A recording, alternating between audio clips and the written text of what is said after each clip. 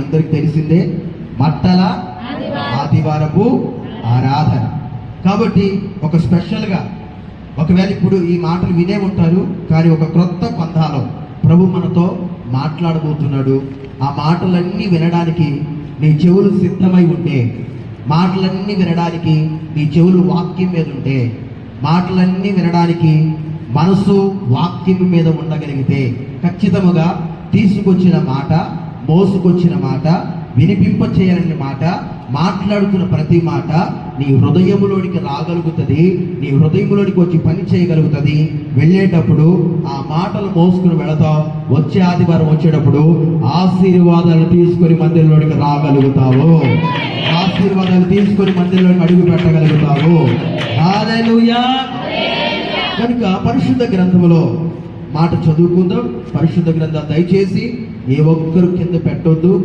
అది పరిశుద్ధ గ్రంథం. నేను ఎప్పుడు వచ్చినా కానీ ఇదే మాట చెప్తా. ఫస్ట్ నేను ఎప్పుడు వచ్చినా పరిశుద్ధ గ్రంథాన్ని దయచేసి మీ కాళ్ళ దగ్గర పెట్టుకోకూడదు, మీ పిల్లలకి అప్పగించకూడదు.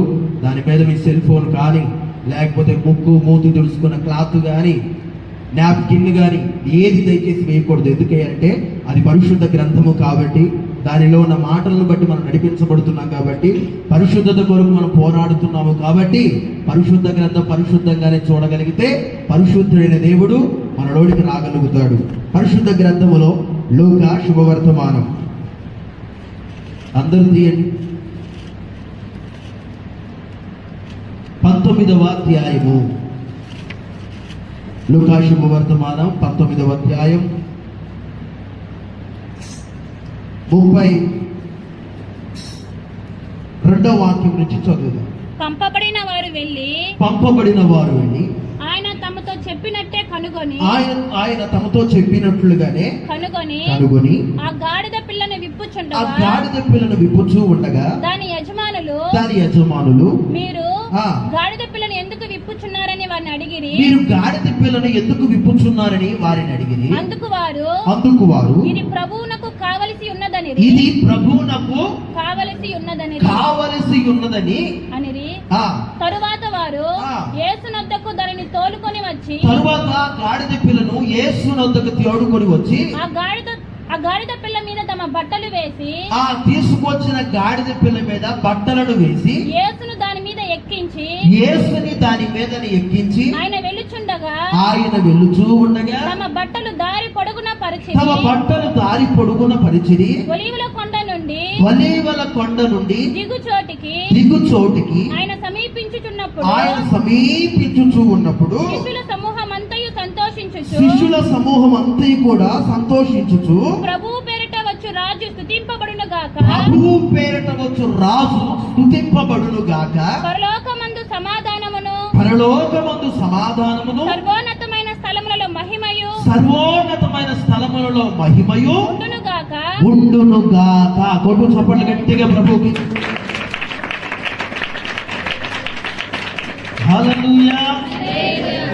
ఏంటి మట్ల ఆదివారం ప్రత్యేకత? అది కనుక కాస్త ఆగి ఆలోచన చేసి చూడగలిగితే, బేతనియ గ్రామం అనేది ఒకటి ఉంది. ఆ గ్రామములో కట్టబడి ఉన్న గాడిద పిల్ల ఒకటి ఉంది. యేసు యెరూషలేము గుండా వెళుతూ ఆ గాడిద పిల్లను తీసుకొని రమ్మని ఇద్దరు శిష్యులతో మాట్లాడతాడు. ఆ ఇద్దరు శిష్యులు వెళ్ళి, ఇదిగో ఎదురుగా పట్టణం ఒకటి ఉంది, ఆ గ్రామంలోనికి మీరు వెళ్ళండి. వెళ్ళిన తరువాత కట్టబడిన గాడిద పిల్ల ఒకటి ఉంటుంది. ఆ గాడిద పిల్ల ఎవరిదైనా కానీ, ఆ గాడిద పిల్ల ఎక్కడిదైనా కానీ, అది మీరు పోగానే గాడిద పిల్ల నీకు కనబడుతుంది. దాని కట్లు విప్పేసేసి తీసుకొని రండి అని ప్రభు చెప్తాడు.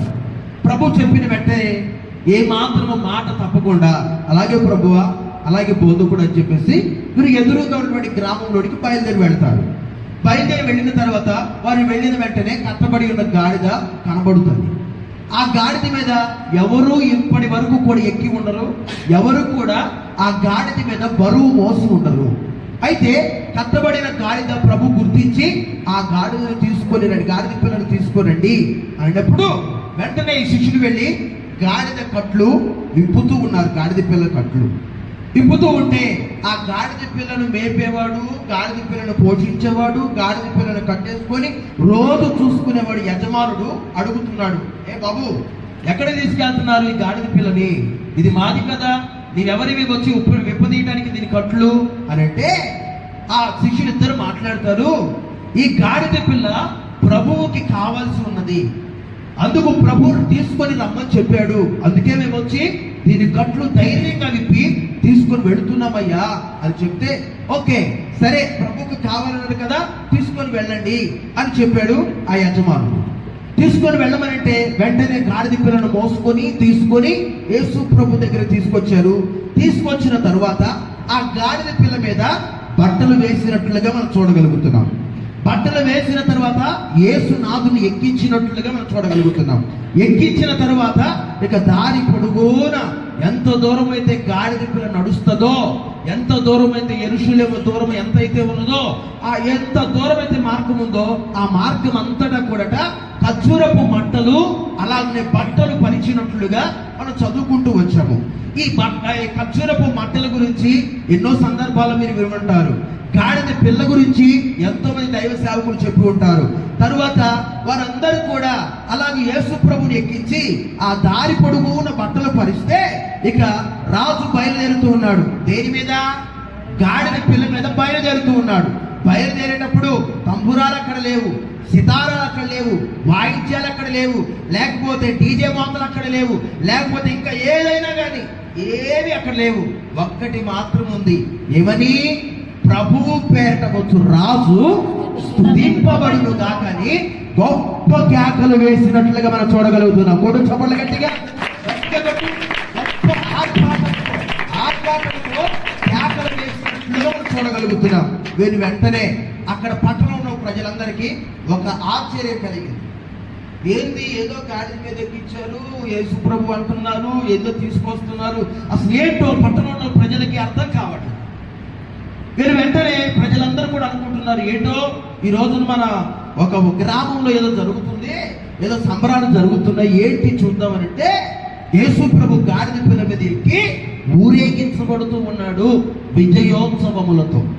దాని వెనుక ముందు ఉన్న ప్రజలందరూ, చుట్టుప్రక్కల ఉన్న ప్రజలందరూ కూడా ఆర్భాటముతో దేవుని స్తుతిస్తూ దేవుని గణపరుస్తూ రావటం మనం చూడగలుగుతున్నాం. నేను చెప్పదలిచిన మాట ఏంటయ్యానంటే, ఈ మండల ఆదివారం యొక్క ప్రత్యేకత ఏంటి? వారము గడవక మునిపే ఇప్పుడు ఎవరైతే యేసు కొరకే జయము హోసన్నా జయము హోసన్నా జయమన్నారో, వారము తిరగక మునిపే యేసును సిలువ వేయండి, యేసును సిలువ వేయండి, యేసే సిలువ వేయబడాలి, బరబ్బా విడిపించబడాలి, యేసు ప్రభు సిలువ వేయడానికి కేకలు వినబడుతున్నాయి. మట్టోడు ఎలాంటి వాడు చూడండి. మట్టోడు పూలేసిన వాడు ఖచ్చితంగా ఏమేస్తాడు? రాళ్ళు వేస్తాడు. ఈడ పూలేసిన ప్రతి వాడు కూడా నిన్ను ఒక వ్యక్తి పొగిడాడు అని అంటే నీ వెనకాల ఏదో శ్రమ రాబోతుందని గుర్తుపెట్టుకో. ఒక వ్యక్తి నిన్ను అమ్మా నువ్వంత అన్నా, నువ్వంత హీరో లేవని అన్నాడా, నీ వెనకాల ఏమొస్తుంది? శ్రమ వెతుక్కుంటూ వస్తుందని గుర్తుపెట్టుకో. ఎవరైతే హోసన్నా జయమన్నారో, ఎవరైతే యేసయ్యను గణపరుస్తూ వచ్చారో, ఎవరైతే యేసయ్యను ఆహ్వానించారో, వారే చివరికి రాళ్ళు విసిరేటట్లుగా, వాళ్ళ మాటలు రాళ్ల వర్షముగా మార్చబడినట్లుగా వారము తిరగక మునిపే జరిగిందంట. వారము కూడా గడవల, వారము కూడా ఎక్కువల. పొగిడిన యేసయ్యని సిలువ వేయండి, ఎర్రటి ఎండలో వేలాడదీయండి, 3 బ్రేకులు కొట్టండి, 5 గాయాలు పెట్టమని, చిత్రవద చేయమని కేకలు వినిపిస్తూ ఉన్నాయి. నువ్వు నేర్చుకోవాల్సిన సందేశం, నేర్చుకోవాల్సిన మాటలు ఏంటంటే, ఈ రోజున యేసయ్యని పొగుడుతున్నావు, యేసయ్యని గణపరుస్తున్నావు, యేసయ్యని ఆరాధన చేస్తున్నావు, యేసయ్య ఆరాధకులుగా మారిపోతున్నావు. ఆరాధకులుగా మారిపోవటం గొప్ప కాదు, కానీ రేపటి రోజున యేసు నాకు వద్దు, లోకం నాకు కావాలనుకోకూడదు. యేసయ్యని పొందుకున్న తర్వాత, యేసయ్యని అంగీకరించిన తర్వాత శ్రమలు తప్పవు.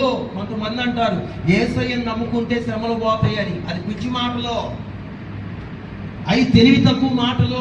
యేసయ్యను నమ్ముకుంటే శ్రమలు ఎట్టబోతాయి? అప్పుడే కదా శ్రమలు ప్రారంభమయ్యేది. ఎప్పుడైతే లోకాన్ని వద్దనుకుంటున్నావో, ఎప్పుడైతే లోకాన్ని అసహించుకుంటున్నావో, లోకము వద్దు, ఆచారాలు వద్దు, పద్ధతులు వద్దు, మాటలు వద్దు, ప్రత్యేకంగా మనం జీవించాలనుకున్నప్పుడు వచ్చినప్పుడే శ్రమలు నీ ఇంట నీ వంటిన వెంటనే బయలుదేరుతూ వస్తాయి. కష్టాలన్నీ చుట్టాలన్నీ ఇంటికి వచ్చి నడినెత్తి మీద కూర్చుంటాయి. కాబట్టి ఈ రోజు నుండి తెలుసుకోవాల్సింది ఏంటి అంటే, ప్రభు పేరట వచ్చు రాజు స్తుతింపబడును గాకని కేకలు వేస్తున్నావు కదా. రాజు గాడిద పిల్ల మీద ఎక్కి ఆసీనుడై నీ యొద్దకు రాబోతున్నాడు కదా. రాబోతున్నవాడు యేసయ్య నిన్ను కూడా విజయోత్సవాలతో ఊరేగింప చేయాలి అనుకుంటే, నిన్ను కూడా ఆయన వలె గణపరచాలని నీవు కోరుకోగలిగితే, నన్ను గణపరచు వారిని నేను చెప్పు, గట్టిగా చెప్పు, నన్ను గణపరచు వారిని నేను గణపరుస్తానని చెప్పాడు. అలాగనే వారందరూ స్తుతించినప్పుడు యేసయ్య ఘనత పొందినట్లుగా మనం చూడగలుగుతున్నాం. ఎవరైతే నిస్వార్థముగా, ఎవరైతే ఆయన గాయాలు పాలు కావాలని, లేకపోతే ఆయన మీద సిలువ మోపబడాలని, లేకుంటే ఆకాశానికి భూమికి మధ్య 3 బ్రేకులు కొట్టబడి 5 గాయాలు పెట్టబడి ఎర్రటి ఎండలో వేలాడదీయాలని కోరుకోకుండా ప్రభు కొరకు మా ప్రాణమైన పెడతాము అనుకున్న వారిని ప్రభు స్తుతించబడును గాక అనుకుంటే, అక్కడ కలువరి శిలువలో ప్రాణము పోయేటప్పుడు కూడా వారిని జ్ఞాపకము చేసుకుంటాడట. పరదేశిలో నిన్ను నన్ను మనందరినీ కూడా జ్ఞాపకము చేసుకొని అక్కడ ఆయనతో ఉండేటట్లుగా ప్రభు చేయబోతూ ఉన్నాడు. ఆయనతో నిలిచేటట్లుగా ప్రభు చేయబోతున్నాడు. ఆయనతో చిరకాలం జీవించేటట్లుగా ప్రభు చేయబోతున్నాడు. అయితే చాలా వర్తమానాలు మీరు వినుంటారు. ఈ మట్ల ఆదివారానికి, గుడ్ ఫ్రైడే ఆరాధనకి, ఈస్టర్ ఆరాధనకి ఎన్నో ప్రసంగాలు మీరు విని ఉంటారు. అన్ని ప్రసంగాలు మీరు విన్నా, అన్ని వాక్యాలు మీరు విన్నా, నాకంటే పెద్ద దైవ సేవకులైనా, నాకంటే చిన్న సేవకులైనా ఎన్నో వర్తమానాలు ఎవరు చెప్పినా ఈ 26 పుస్తకంలోనే చెప్తారు. ఈ 26 పుస్తకాలు ఉన్న గ్రంథంలోనిదే మీకు బోధిస్తారు. ఒక్కొక్క కోణములో ఈ సంఘానికి ఏ విధమైనటువంటి మాటలు అవసరమో, పరిశుద్ధాత్మ దేవుడు ఏ విధంగా మాట్లాడాలనుకుంటున్నాడో ఆ విధంగానే మాట్లాడగలుగుతాడు. అదే గాని ఈ వాక్యం విన్న వాక్యమే కదా, తెలిసిన వాక్యమే కదా, ఆల్రెడీ ఎప్పుడో చెప్పేసి వెళ్ళయ్యా, సార్లే కానీ తొందరగా ముగించుకొని వెళ్ళయ్యా, లేట్ అయిపోతుంది అనుకున్నావు అనుకో అప్పుడు గుర్తుపెట్టుకో, నెక్స్ట్ కేర్ ఆఫ్ అడ్రస్ ఎక్కడికి? నేనేం చెప్పకూడదు ఆ మాట, వాక్యం మొత్తం అయిపోయినా చెబుతాను నేను ఆ మాట. సంతోషంగా చప్పట్లు కొట్టి ప్రభు నామమున గణపరచు. గట్టిగా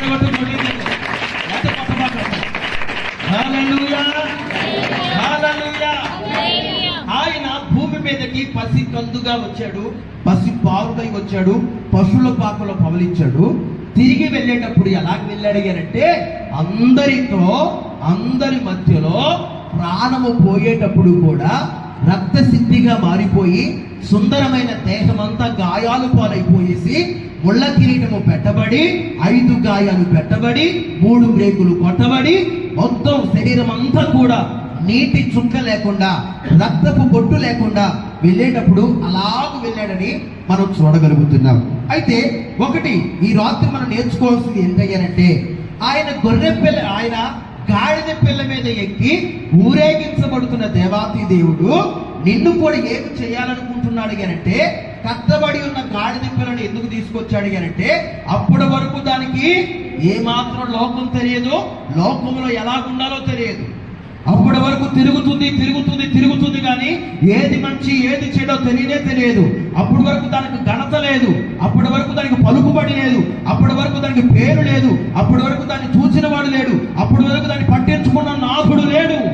ఎప్పుడైతే శిష్యులను పంపించి కట్టబడి ఉన్న గాడిదను తీసుకొని వచ్చి నన్ను ఎక్కించండి కోరుకున్నాడో, ఆ స్థితి, గాడిద పిల్ల స్థితిని దేవుడు చూసి కోరుకొని ఎక్కి ఉన్నాడో, అప్పుడు అది జీరోగా ఉన్న గాడిద పిల్ల ఏమైపోయింది?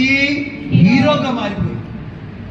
జీరోగా ఉన్న గాడిద పిల్ల ఎప్పుడైతే యేసయ్య ఎక్కాడో, దాన్ని ఎంతగా చూస్తున్నారు, ఫోటోలు తీసుకుంటున్నారు, వచ్చిన వాళ్ళందరూ ఫోటోలు తీసుకుంటున్నారు, మాట్లాడుతున్నారు, అబ్బా చాలా అందంగా ఉంది, యేసయ్య ఎక్కిన తర్వాత చాలా బాగుంది అని చెప్పేసి అంటున్నారు.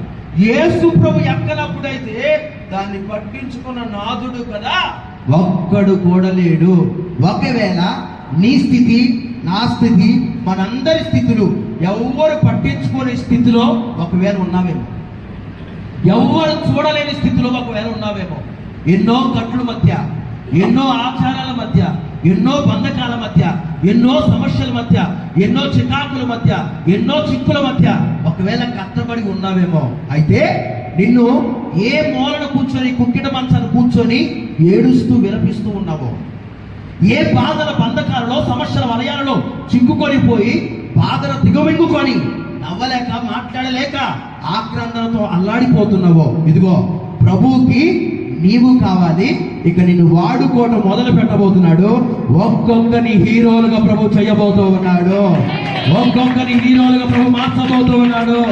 గట్టిగా కొట్టు, గట్టిగా కొట్టు. హీరో అన్నా కానీ హల్లెలూయా, హల్లెలూయా. హల్లెలూయా. హీరోగా అంటే నీ స్థితిని, నీ స్టేటస్ ని మార్చివేయబోతున్నాడు.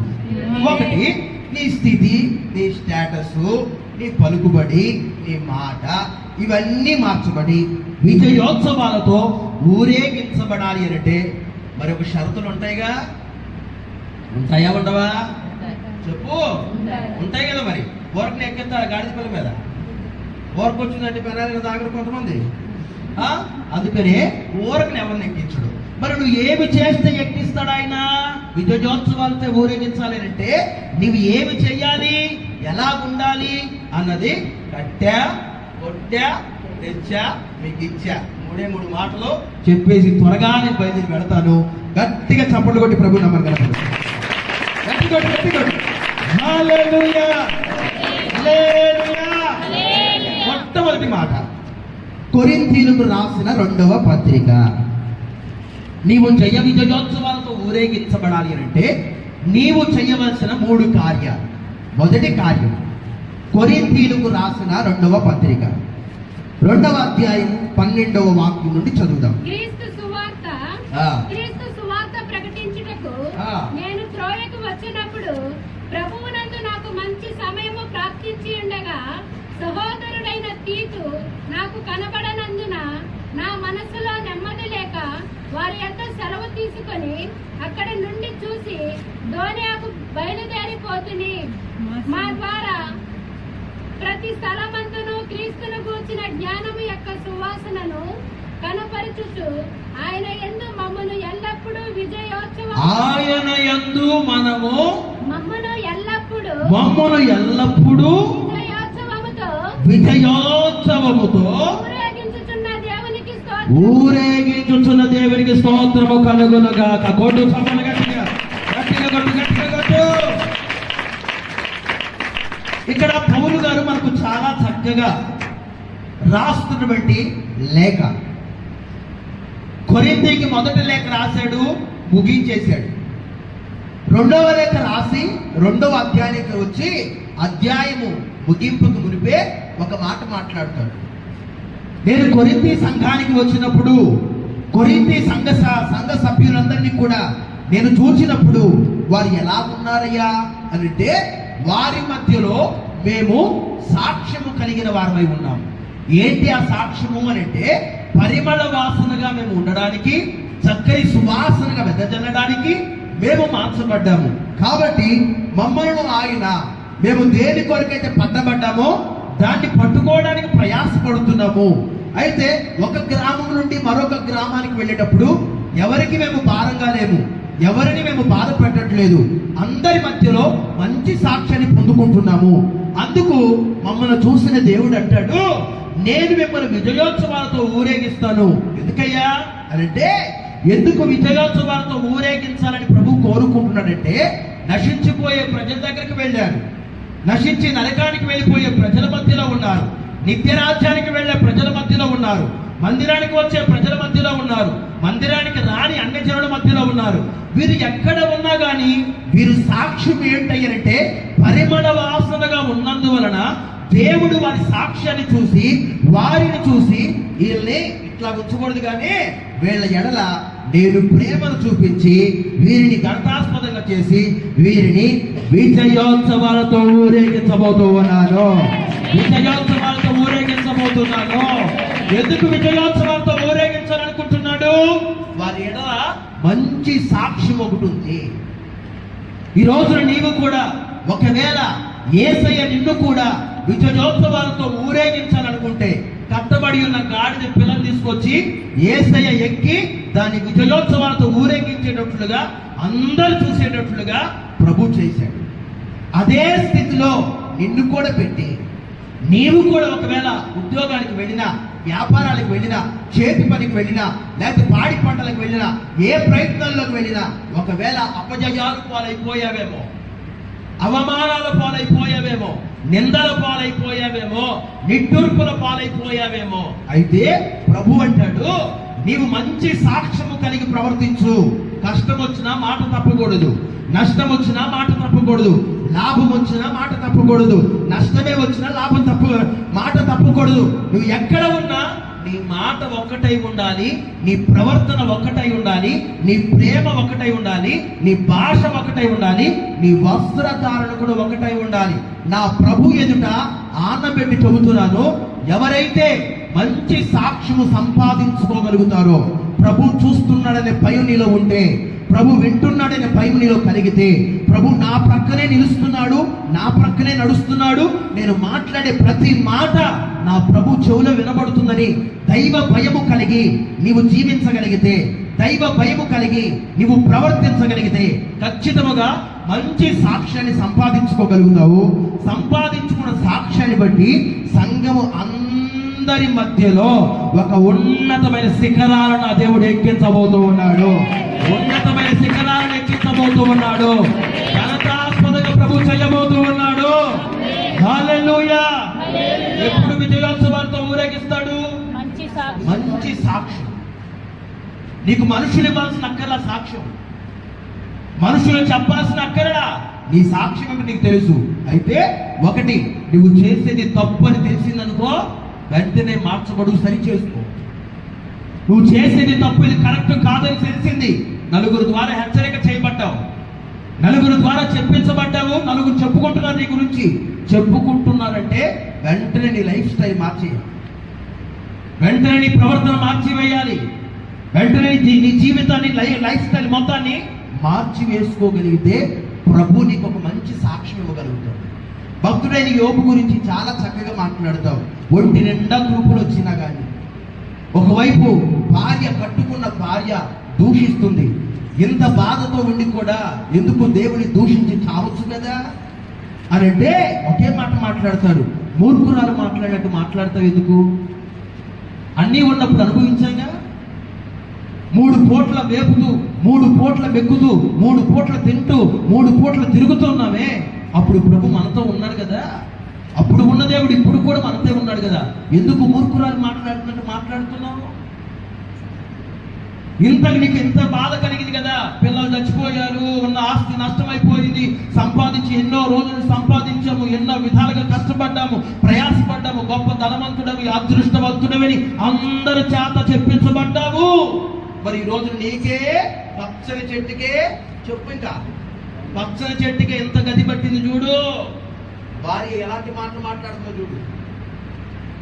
సపోర్టు చేయవలసిన భార్య, ధైర్యపరచవలసిన భార్య, కట్టుకున్న భార్య, ఓదార్చవలసిన భార్య, ధైర్యాన్ని చెప్పవలసిన భార్య ఏమంటుందో తెలుసా? దేవుని దూషించిన చావచ్చుగా. కొన్ని మాటలు తోటలాగా మారుతాయండి. కొందరు మాటలు ఎలాగుంటాయంటే పల్లెపూట అక్కర్లా, మాట ఒకరు మాట్లాడితే చాలు.